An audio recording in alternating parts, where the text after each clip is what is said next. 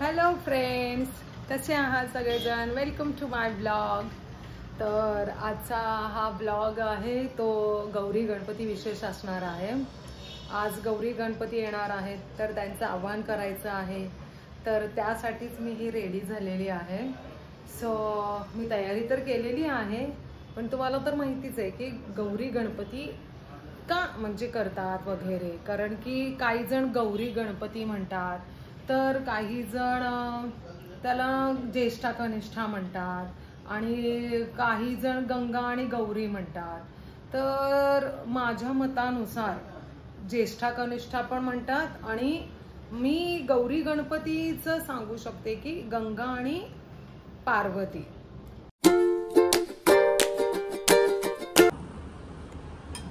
कल्पेश, लक्ष्मीचं मंत्र लाव टीव्हीवर. महालक्ष्मीचं खाल्ली एकदम किंचित.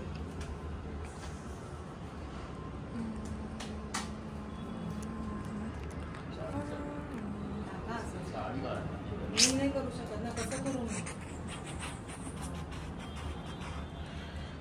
ओ हळद कुंकू लावा. ओ वा बस हळद कुंकू लावा. ते किंचित लावा.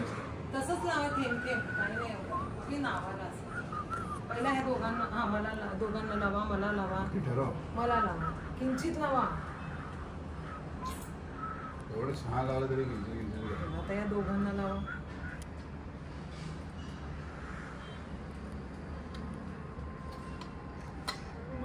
लावलं पहिला मी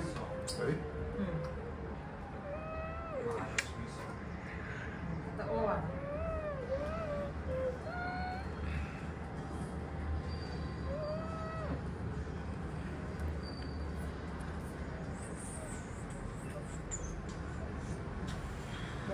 चला आता म्हणा लक्ष्मी. तुम्ही आता मागे उभे राहा.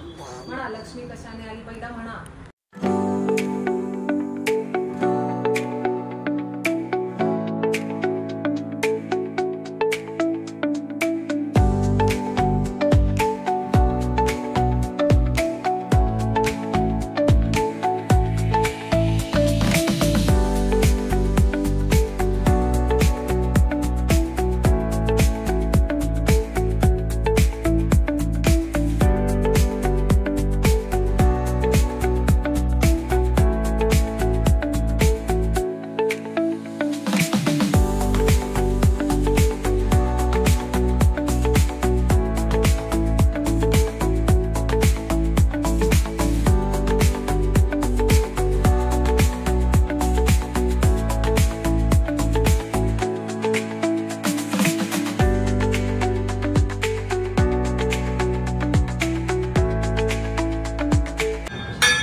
लक्ष्मी माझ्या घरामध्ये सौभाग्य ठेवण्यासाठी आली.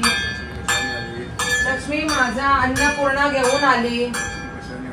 लक्ष्मी सुख शांती धन पैसा. हे दरवाजा बंद कर. लक्ष्मी कशाने आली म्हणा. लक्ष्मी कशाने आली.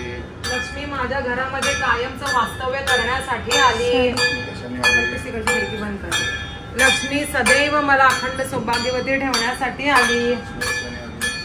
लक्ष्मी सुख शांती धन संपत्ती पैसा अडका घेऊन आली. मुलाबाळांना सुखी ठेवण्यासाठी आली.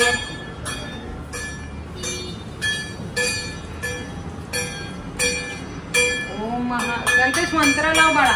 तप कर. ही गौरी आणि ही आहे गंगा. तर या दोघींना आता आपण आणलेले आहोत घरामध्ये. मग त्यांना आता असं छानपैकी सजवायचं असतं. आज भाजी भाकरीचा नैवेद्य देतात. आज ती फक्त भाजी भाकरी खाते माहेरी आल्यामुळे. मग तिला छानपैकी आज सजवायचं, आज पण आणि उद्या पण. आणि जितके गोडधोड वस्तू असतील तेवढ्या वस्तू तिला खायला घालायच्या असं छानपैकी. आणि आज एवढं छान सजवल्यानंतर मग उद्या तिला परत पुरणपोळीचा नैवेद्य असतो. एक दिवस ती भाजी भाकरी खाते आणि एक दिवस ती पुरणपोळी खाते. तिला भाजी भाकरीचा नैवेद्य द्यायचा असतो. मग गौरीला आणि गणपतीला, गौरी आणि गंगेला. आणि आज भाजी भाकरी झाल्यानंतर उद्या पुरणपोळीचं नैवेद्य असतं. तर तिला खूप सजवायचं असतं छानपैकी. ती खुश झाली पाहिजे, कारण की ती ना आता माहेरी आलेली आहे. मग माहेरी आल्यामुळे तिला छान सजवायचं, तिच्यासाठी गोडधोड पदार्थ करायचे छानपैकी. आणि तिला जितकं छान असं म्हणजे ती खुश झाली पाहिजे असं असतं, कारण की ती माहेरी आलेली आहे ना त्याच्यामुळे. मग आता तिला छान मी आता तिला नैवेद्य पण दाखवते.